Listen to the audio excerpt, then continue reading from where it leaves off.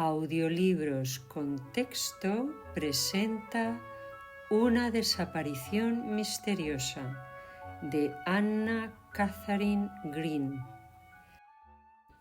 Capítulo 7. La casa del cruce de Granby. ¿Por qué el señor Blake debía emprender un viaje a esas horas? ¿Y por qué, de todos los lugares del mundo, debía elegir como destino una ciudad tan insignificante como Putney? Fue, desde luego, el misterio que me obsesionó durante todo el trayecto. Pero cuando cerca de las 5 de la tarde bajé de los vagones al andén de la estación de Putney y oí al señor Blake preguntar por una diligencia que circulaba entre esa ciudad y un pueblo aún más pequeño situado más al este, reconozco que no solo me quedé sorprendido, sino casi perplejo, sobre todo porque pareció muy decepcionado al enterarse de que solo circulaba una vez al día y además en un tren más temprano por la mañana. «Me temo que tendrá que esperar hasta mañana», dijo el taquillero, «a menos que el dueño del hotel de allí le pueda proporcionar un equipo. Hoy hay un funeral en el oeste».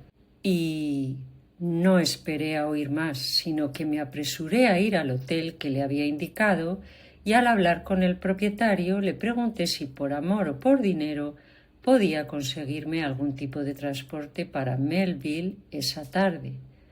Me aseguró que sería imposible, ya que la caballeriza estaba completamente vacía. «Esto no sucede aquí ni una vez cada 5 años», me comentó. Pero el anciano que ha fallecido, aunque era un tipo peculiar, era una figura notable en estos lugares, y todos, hombres, mujeres o niños, que pudieron encontrar un caballo, mula o burro, aprovecharon la oportunidad. Incluso la vieja yegua del doctor ha sido utilizada, aunque se detenía sobre una pata y tomaba aliento media docena de veces al subir una pequeña colina. «Tendrá que esperar a la diligencia, señor». «Pero tengo prisa», dije al ver entrar al señor Blake. «Tengo negocios en Melville esta noche y pagaría lo que fuera por llegar allí». Pero el casero se limitó a negar con la cabeza y, retrocediendo con aire de hombre maltratado, me situé en el umbral de la puerta, donde pude oír el mismo coloquio entablado con el señor Blake, con el mismo final insatisfactorio. Él no se lo tomó con tanta calma como yo, aunque era de naturaleza demasiado reservada para mostrar mucha emoción por nada. La perspectiva de pasar una larga y tediosa noche en un hotel de campo le parecía casi insoportable, pero finalmente sucumbió a la fuerza de las circunstancias, como parecía obligado a hacer, y tomando el refrigerio que el hotel, bastante mal administrado, ofrecía, se retiró sin ceremonias a su habitación, de la que no volvió a salir hasta la mañana siguiente. En todo esto se las había arreglado de alguna manera para no dar su nombre, y por medio de algunas averiguaciones que logré hacer esa noche, descubrí que su persona era desconocida en la ciudad. Mediante una pequeña gestión, conseguí que me dieran la habitación contigua a la suya, con lo que logré pasar una noche en vela, ya que el señor Blake pasó la mayor parte de la madrugada paseándose en su habitación, con una regularidad incesante que no tenía nada de tranquilizador para mis nervios. A la mañana siguiente, temprano, tomamos la diligencia, él sentado en el asiento trasero y yo delante con el conductor. Había otros pasajeros, pero me di cuenta de que ni habló con ninguno de ellos ni durante todo el trayecto levantó la vista de la esquina donde se había instalado. Eran las 12 cuando llegamos al final de la ruta, una pequeña ciudad con menos pretensiones que las habituales de los pueblos de montaña, tan insignificante que cada vez me resultaba más difícil imaginar qué podía encontrar el rico excongresista en un lugar como este para compensar un viaje tan largo e incómodo. Cuando, para mi creciente asombro, lo oí dar órdenes de que ensillaran un caballo y lo llevaran a la puerta de la posada inmediatamente después de cenar. Era un movimiento que no esperaba y que me desconcertó un poco, pues aunque hasta entonces me las había arreglado para mantenerme alejado del señor Blake, pero manteniéndolo bajo mi mirada, que no se había despertado todavía ninguna sospecha de mi interés por sus movimientos, ¿cómo podría seguir así por tercera vez su orden sin atraer una atención que sería fatal para mis planes? Sin embargo, dejarlo cabalgar solo ahora sería perder el rastro en el mismo momento en que el olor se había vuelto importante. El casero, un hombrecillo enjuto y bullicioso, todo nerviosismo y preguntas, me ayudó involuntariamente en esta crisis. —¿Va usted a Perry, señor? —preguntó a aquel caballero. —Llevo 3 días esperando a un hombre con destino a Perry. —Yo soy ese hombre —interrumpí, adelantándome con cierta apariencia de aspereza—, y espero que no me haga esperar. Un caballo en cuanto termine la cena, ¿me oye? Llevo ya 2 días de retraso y no voy a soportar tonterías. Y para escapar a las preguntas que seguramente me harían a continuación, entré en el comedor con un semblante medio fiero, medio sombrío, que impidió cualquier acercamiento. Durante la comida vi que los ojos del señor Blake se dirigían más de una vez hacia mí, pero no le devolví la mirada ni reparé en él de ninguna manera. Me apresuré a cenar y monté en el primer caballo que me trajeron, como si el tiempo fuera mi única consideración. Pero una vez en el camino, aproveché la primera oportunidad para tirar de la rienda y esperar, recordando de pronto que no había oído al señor Blake dar ninguna indicación sobre la dirección que pensaba tomar. A los pocos minutos vi su elegante figura bien montada y luciendo a la perfección su abrigo bien abotonado, acercándose lentamente por el camino. Aprovechando una elevación del terreno, me entretuve hasta que estuvo a punto de alcanzarme, cuando avancé rápidamente a medio galope, temiendo despertar sus temores si le permitía adelantarme en un camino tan solitario como el que ahora se extendía ante nosotros.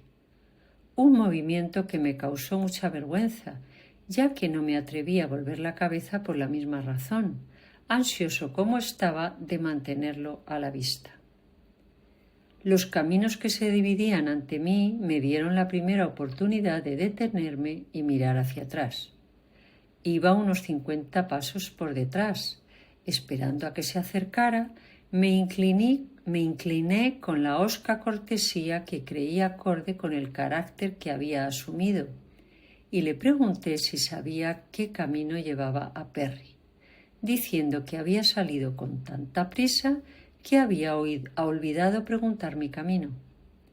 Me devolvió la reverencia, señaló hacia el camino de la izquierda y dijo tranquilamente: «Sé que este no».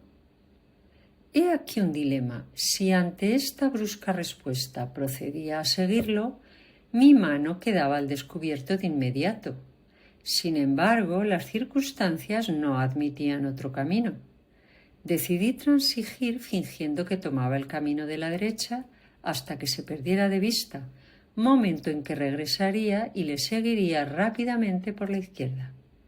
De acuerdo con esto, volví mi caballo a la derecha y durante unos 15 minutos galopé lentamente hacia el norte, pero otros 15 me vieron mirando hacia el oeste y cabalgando con una fuerza y furia de la que no había creído capaz a la vieja yegua que me habían dado.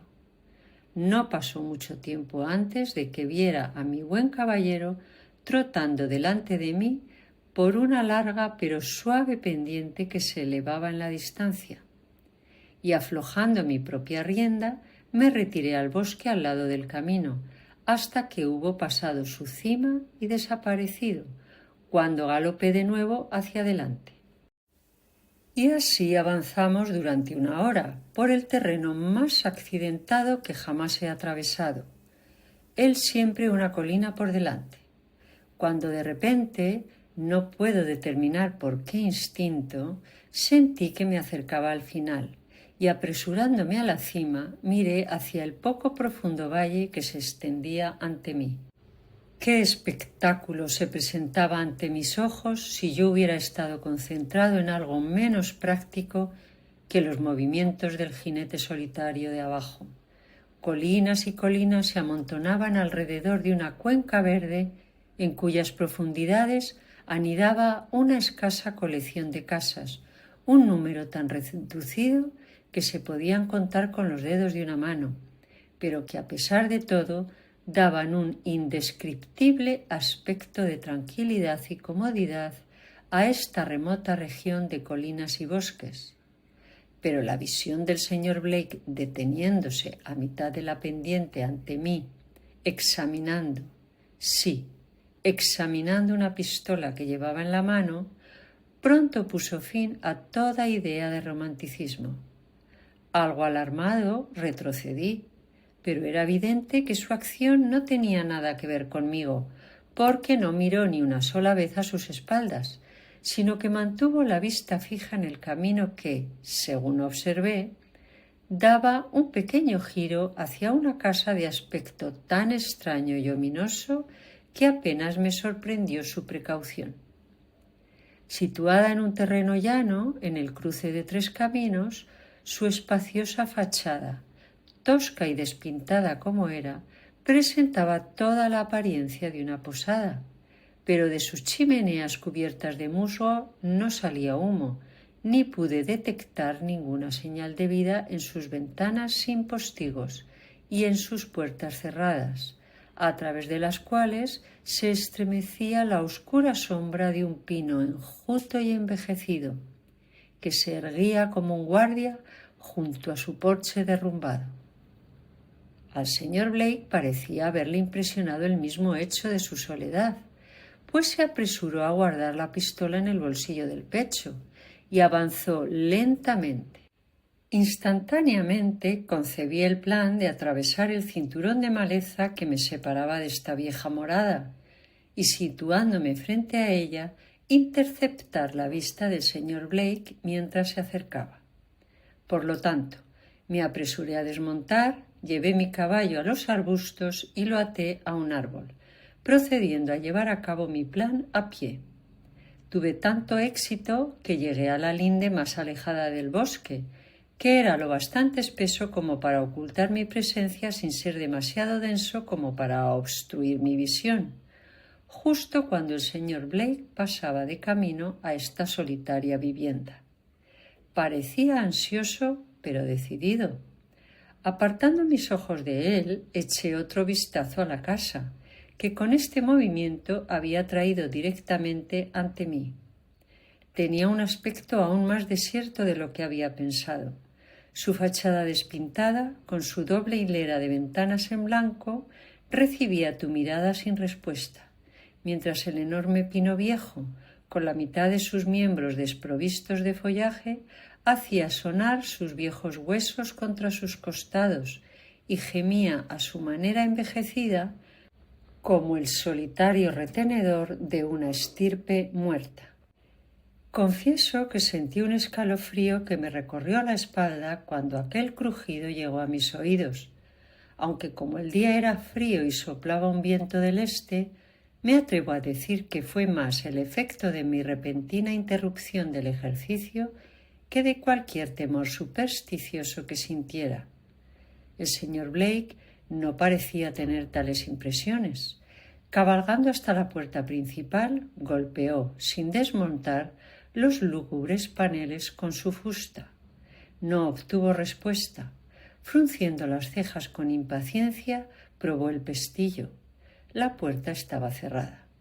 Apresurándose a echar un vistazo a la fachada del edificio, desenfundó las riendas y procedió a cabalgar alrededor de la casa, lo que pudo hacer fácilmente debido a la ausencia de todo obstáculo en forma de valla o arbustos.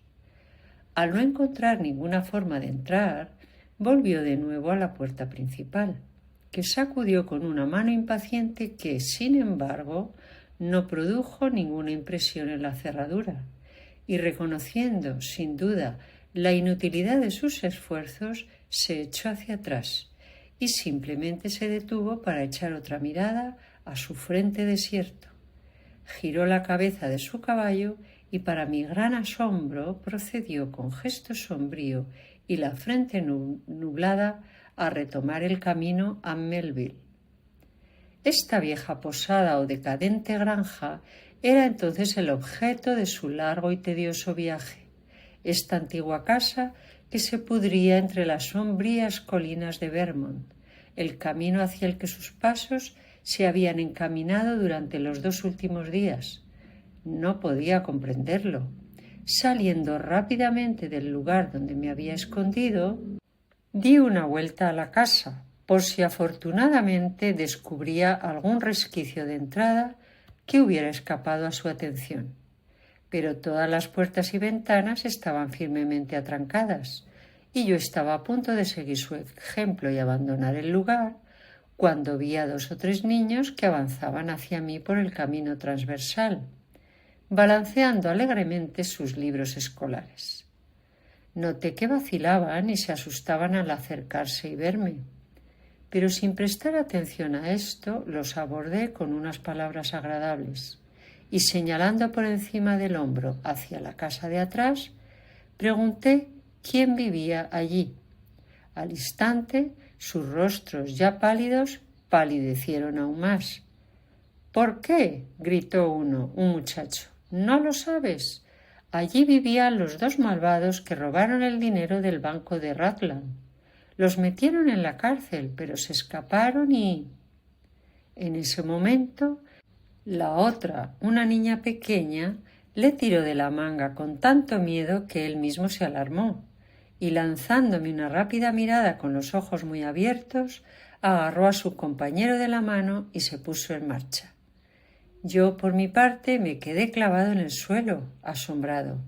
¿Era esta vieja casa adormecida el hogar de los tristemente célebres Schoenmakers, a quien buscaba la mitad de los detectives del país? Apenas podía dar crédito a mis propios oídos. Cierto que ahora recordaba que habían venido de esos lugares, pero... Volviéndome, contemplé la casa una vez más. ¿Qué secreto guardaban las ventanas y puertas cerradas a cal y canto, en una de las cuales una tosca cruz garabateada con tiza roja aparecía ante mis ojos con un significado misterioso? Incluso el viejo pino había adquirido el aire maligno del misterioso depositario de secretos demasiado terribles para ser revelados, mientras gemía y murmuraba para sí mismo en el agudo viento del este. Hechos oscuros y maldades inmundas parecían estar escritos por todo el lugar, desde las largas hileras de musgo negro que se aferraban a los aleros carcomidos por los gusanos, hasta la desgastada piedra con su gran mancha de algo. ¿Habría sido sangre? ¿Qué servía de umbral a la puerta? De pronto, con la rapidez de un relámpago, me asaltó el pensamiento. ¿Qué podría haber querido el señor Blake, el aristocrático representante de la familia más antigua de Nueva York, en este nido de infamia? ¿Qué misión de esperanza, miedo, desesperación, avaricia o venganza podría haber traído a este caballero superior, con sus gustos refinados y modales orgullosamente reticentes, a tantas millas de casa, a la guarida abandonada de un par de duros villanos cuyo nombre desde hacía 2 años se había erigido como el tipo de todo lo que era audaz, malo y sin ley, y para quienes durante las últimas 6 semanas la prisión había bostezado y la horca tenía hambre? La contemplación no trajo respuesta, y escandalizado por mis propios pensamientos, dejé la cuestión en manos de cerebros más firmes que el mío, y en vez de intentar resolverla, me puse a pensar en cómo iba a entrar en aquel edificio desierto, porque a entrar en él estaba más decidido que nunca, ahora que me había enterado de a quién había pertenecido en otro tiempo. Examinando con la mirada los diversos caminos que se bifurcaban en todas direcciones desde donde me encontraba, los encontré todos igualmente desiertos. Incluso los niños de la escuela habían desaparecido en alguna de las 4 o 5 casas diseminadas en la remota distancia. Si estaba dispuesto a emprender una hazaña audaz, no había nadie que pudiera observarme o interrumpirme. Decidí llevar a cabo lo que tenía en mente. Se trataba de trepar al viejo árbol y desde una de las 2 o 3 ramas que rozaban la casa, entrar por una ventana abierta de la buhardilla que me miraba desde entre las oscuras agujas del pino. Quitándome el abrigo con un suspiro por el estado inmaculado de mis nuevos pantalones de cashmere, dediqué mis energías a la tarea. Difícil, dirán ustedes, para un muchacho de ciudad, pero gracias a la fortuna no me crié en Nueva York y sé trepar a los árboles como los mejores. Con poco más de un rasguño llegué a la ventana de la que he hablado y después de un momento empleado en recobrar el aliento, di un salto y cumplí mi propósito.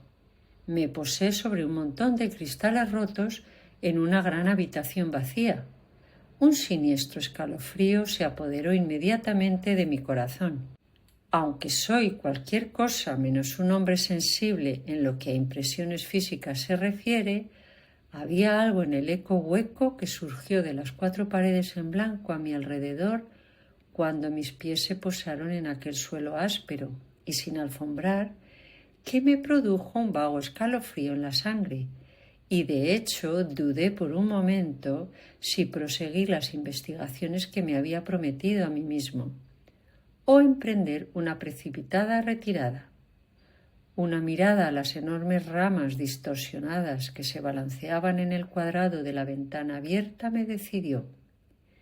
Era fácil entrar por aquel soporte inestable, pero sería extremadamente inseguro aventurarse a salir por allí. Si apreciaba la vida y la integridad física, debía buscar otro método de salida. Inmediatamente guardé mis temores en el bolsillo y emprendí la tarea que me había impuesto. Una sola mirada bastó para agotar los recursos de la buhardilla vacía en la que me encontraba. 2 o 3 sillas viejas amontonadas en un rincón, una estufa oxidada o algo así, un montón de ropa andrajosa y deteriorada. Era todo lo que se cruzó ante mi mirada. Me dirigí de inmediato a la escalera, cuyos estrechos extremos, que sobresalían por encima de un agujero en el suelo de la buhardilla, parecían ofrecer el medio de llegar a las habitaciones de abajo, y procedí a descender a lo que para mi excitada imaginación parecía un abismo de oscuridad. Sin embargo, resultó ser ni más ni menos que un vestíbulo sin luz de pequeñas dimensiones, con una escalera en un extremo y una puerta en el otro, la cual, al abrirla, me encontré en una habitación grande y cuadrada, cuyo inmenso somier de 4 postes, desprovisto por completo de su acompañamiento habitual de colchón y almohada, me llamó la atención. Había otros objetos en la habitación, una cómoda en desuso, una mecedora, incluso una mesa, pero nada tenía un aspecto tan fantasmal como aquel antiguo somier con sus cortinas de percal atadas sobre su armazón desnudo, como trapos que cubren los huesos desnudos de un esqueleto. Pasando apresuradamente, probé una o varias puertas de armarios, pero no encontré nada que recompensara mi búsqueda, y deseoso de terminar con lo que a cada momento se volvía más y más lúgubre, me apresuré a cruzar el piso hasta la parte delantera de la casa, donde encontré otro vestíbulo y una hilera de habitaciones que, si bien no estaban completamente desprovistas de muebles, eran lo suficientemente desprovistas de interés como para ofrecer poco estímulo a mi curiosidad. Solo un apartamento pequeño pero no incómodo, mostraba signos de haber sido ocupada en un tiempo razonable, y cuando me detuve ante su cama tendida a toda prisa, hecha como solo un hombre podría hacerla, y preguntándome por qué la habitación estaba tan oscura, levanté la vista y vi que la ventana estaba totalmente cubierta por un viejo chal y un par de pesados abrigos que habían sido clavados apresuradamente. Creo que sentí que me llevaba la mano al bolsillo del pecho, casi como si esperara ver las caras salvajes de los temidos Soundmakers surgir agitadas de uno de los oscuros rincones que tenía ante mí.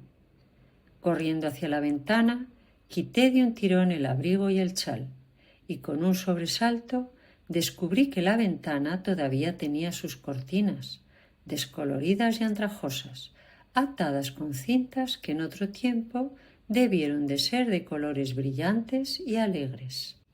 Tampoco era este el único signo en la habitación de una presencia pasada que había poseído un gusto por algo más allá de las meras necesidades de la vida.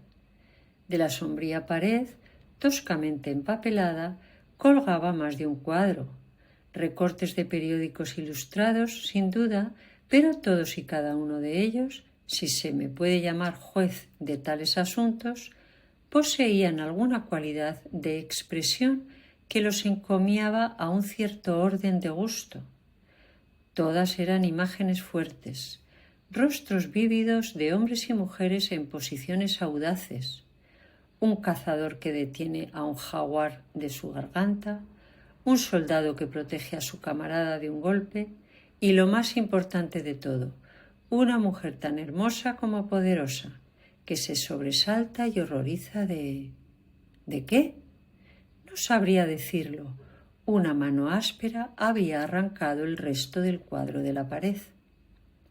En el suelo había un trozo de vela y media hoja de periódico. Recogí el periódico. Era el Rutland Herald y llevaba la fecha de 2 días antes.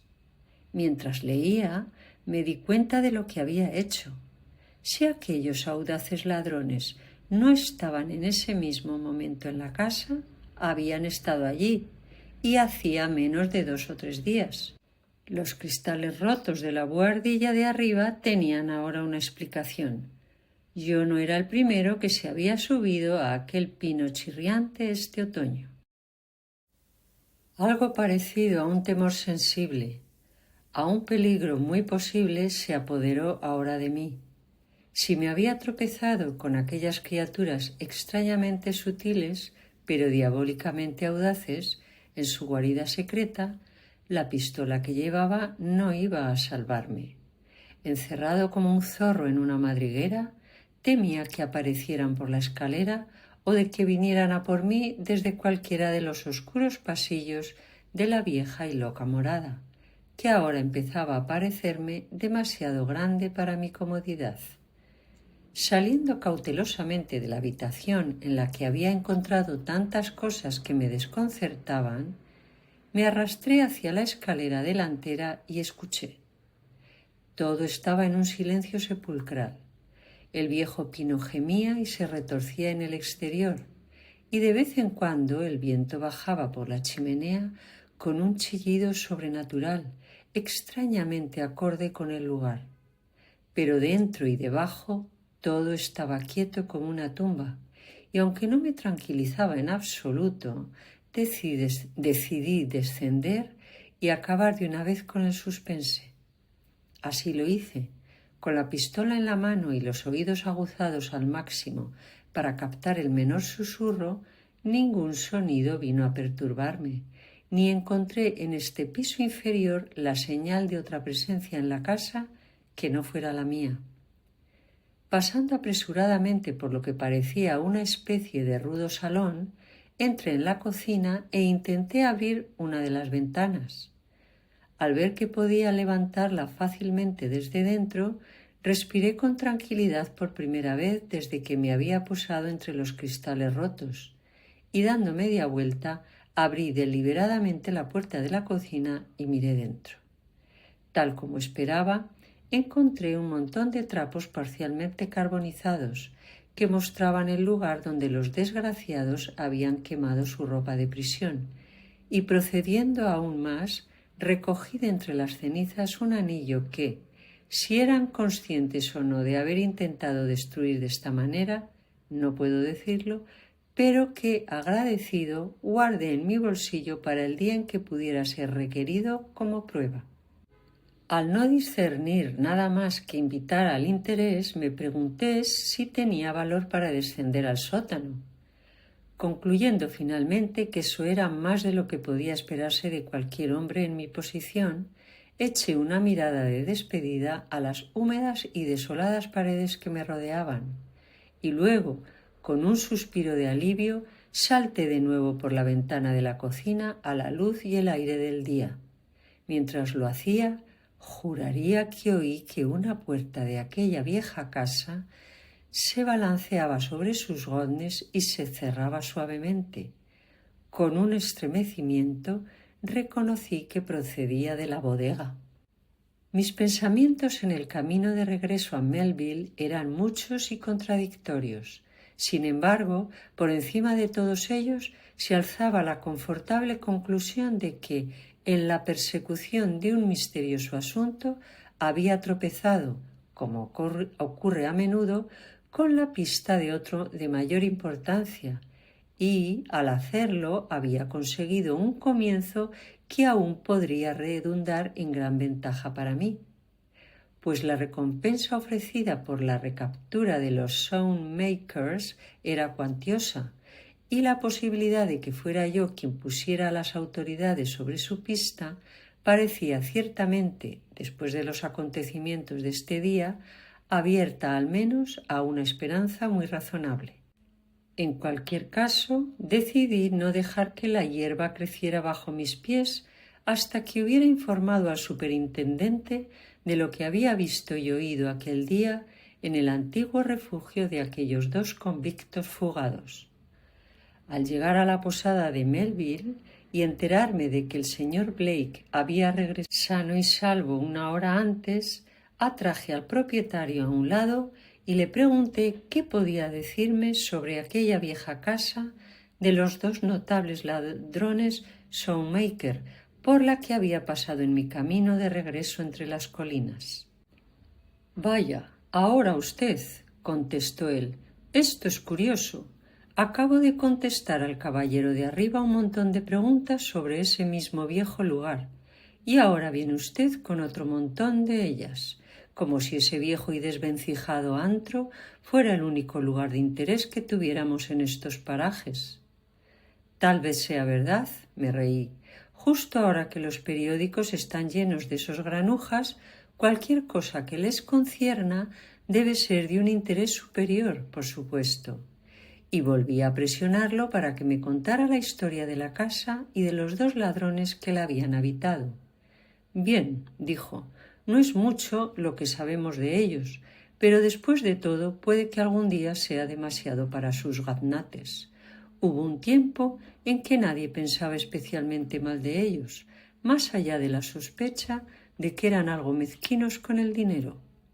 Eso fue cuando tenían una posada allí, pero cuando el robo del banco de Rutland fue tan claramente atribuido a ellos, más de un hombre de por aquí se levantó y dijo que siempre habían sospechado que los Soundmakers eran unos villanos e incluso insinuaron algo peor que el robo. Pero nada más allá de esa bribonada se ha probado contra ellos, y por eso fueron enviados a la cárcel durante 20 años, como usted sabe. Hace 2 meses escaparon, y eso es lo último que se sabe de ellos. Y son una pareja ideal. El padre, cuantos más años tiene, es tanto más bribón que el hijo. ¿Y la posada, cuándo la cerraron? Justo después de su arresto. ¿No ha sido abierta desde entonces? Solo una vez, cuando un par de detectives vinieron de Troya para investigar, como ellos lo llamaban. ¿Quién tiene la llave? Ah, eso es más de lo que puedo decirle. No me atreví a preguntar en qué diferían mis preguntas de las del señor Blake, ni a tocar ese punto en modo alguno. Lo que más me interesaba ahora era regresar a Nueva York sin demora, así que pagué la cuenta, di las gracias al propietario y, sin esperar a la diligencia, monté en mi caballo y me dirigí inmediatamente a Putney, donde tuve la suerte de tomar el tren de la tarde. A las 5 de la mañana siguiente ya estaba en Nueva York, donde procedí a llevar a cabo mi programa, presentándome inmediatamente en el cuartel general e informando de mis sospechas sobre el paradero de los Shoemakers. La información fue recibida con interés y tuve la satisfacción de ver a 2 hombres enviados al norte ese mismo día con órdenes de procurar el arresto de los 2 notables villanos donde quiera que fueran encontrados. Capítulo 8. Una palabra oída. En la puerta de la entrada principal me encontré con Fanny, visiblemente agitada y con la mirada fija. «Oh», exclamó, sorprendida por lo que había escuchado. «¿Qué sucede? Cuénteme», respondí, instándola a compartir. Llevándose una mano al pecho, susurró: «Nunca me había asustado tanto. Creí que iba a desmayarme al oír a esa elegante dama usar la palabra crimen». Interrumpí. «¿Qué elegante dama? Comience desde el principio». «Bien», dijo, intentando calmarse. «La señora Daniels ha recibido hoy la visita de una dama elegantísima». «Olvide los detalles», interrumpí de nuevo. «¿Cómo se llamaba?» Con cierta brusquedad respondió: «¿Su nombre? No lo sé. No vino a verme a mí». «¿Cómo era?», pregunté. «Supongo que la ha visto». «Pero si eso le estaba contando cuando me interrumpió. Parecía una reina, la dama más imponente que he visto en mi vida, con un vestido de terciopelo y diamantes enormes». «¿Era morena?», pregunté. «Sí, pelo y ojos negros. ¿Alta y con porte orgulloso?» Fanny asintió y susurró: «¿La conoce?» «No exactamente, pero creo saber quién es». «Así que hoy ha visitado a la señora Daniels». «Sí, pero supongo que sabía que el amo volvería a casa antes que ella». «Vamos, cuéntemelo todo, me impaciento», dije. «Y no se lo he contado», dijo ella. «Eran más o menos las 3 de la tarde, la hora en que subo a vestirme, así que me quedé un rato en el vestíbulo, cerca de la puerta del salón, y la oí chismorreando con la señora Daniels casi como si fuera una vieja amiga, y la señora Daniels contestándole con mucha rigidez y como si no se alegrara en absoluto de verla. Pero a la señora no parecía importarle, sino que seguía hablando tan dulcemente como si fuera miel, y cuando salieron uno hubiera pensado que quería a la anciana como a una hermana al verla mirarla a la cara y decirle algo acerca de que sabía lo ocupada que estaba, pero que le daría mucho placer si viniera algún día a verla y hablar de los viejos tiempos. Pero la señora Daniels no se alegró lo más mínimo y demostró claramente que no le gustaba la señora, por muy buena que fuera en sus costumbres. Iba a contestarle también, pero en ese momento se abrió la puerta principal y el señor Blake, con su cartera en la mano, entró en la casa. Y cómo se sobresaltó, sin duda, cuando las vio, aunque trató de decir algo que ella no pareció aceptar en absoluto, pues después de murmurar algo acerca de que no pensaba verlo, puso la mano en el picaporte y se dispuso a salir. Pero él la detuvo y entraron juntos en el salón, mientras la señora Daniels se quedaba mirándolos como una loca, con la mano extendida y sujetando el bolso y el paraguas, rígida como una estatua de Central Park. Pero no se quedó parada tanto tiempo, sino que vino corriendo por el pasillo, como si estuviera embrujada. Me puse muy nerviosa, pues aunque estaba escondida detrás de la pared que sobresale junto a la escalera trasera, temía que me viera y me avergonzara ante el señor Blake. Pero pasó de largo y no levantó la vista. Hay algo terriblemente misterioso en todo esto, pensé, y decidí quedarme donde estaba hasta que el señor Blake y la señora volvieran a salir del salón. No tuve que esperar mucho. A los pocos minutos se abrió la puerta y salieron, él delante y ella detrás. Me pareció extraño, pues él siempre es tan estricto en sus costumbres, pero me pareció mucho más extraño cuando lo vi subir las escaleras delanteras y ella se apresuró a seguirlo, con un aspecto que no sabría decir, pero terriblemente preocupado y ansioso, diría yo. Entraron en esa habitación suya que él llama su estudio, y aunque sabía que podría costarme el puesto si me descubrían, no pude evitar seguirlos y escuchar por el ojo de la cerradura. ¿Y qué oyó? Pregunté, pues hizo una pausa para tomar aliento. Bueno, lo primero que oí fue como ella exclamaba diciendo: ¿Tienes eso siempre ante ti? Entonces no puedo desagradarte tanto como pretendes. No sé lo que ella quiso decir ni lo que él hizo, pero él cruzó la habitación y yo la oí gritar esta vez como si se sintiera herida, además de terriblemente sorprendida. Y él habló y habló, y no pude captar ni una palabra, tan bajo hablaba.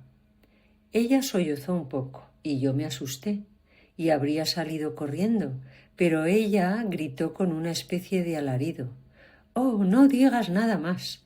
Pensar que un crimen pueda entrar en nuestra familia, la más orgullosa de la tierra. ¿Cómo has podido, Holman? ¿Cómo has podido?» Sí, continuó la muchacha, enrojeciendo de emoción hasta ponerse tan colorada como las cintas de cereza de su cofia. Esas fueron las palabras que utilizó. Pensar que el crimen llegaría a nuestra familia, la más orgullosa de la tierra. Y le llamó por su nombre de pila y le preguntó cómo podía hacerlo. ¿Y qué dijo el señor Blake?, pregunté, un poco sorprendido por el resultado de mis esfuerzos con Fanny. Oh, no esperé a oírlo, no esperé nada.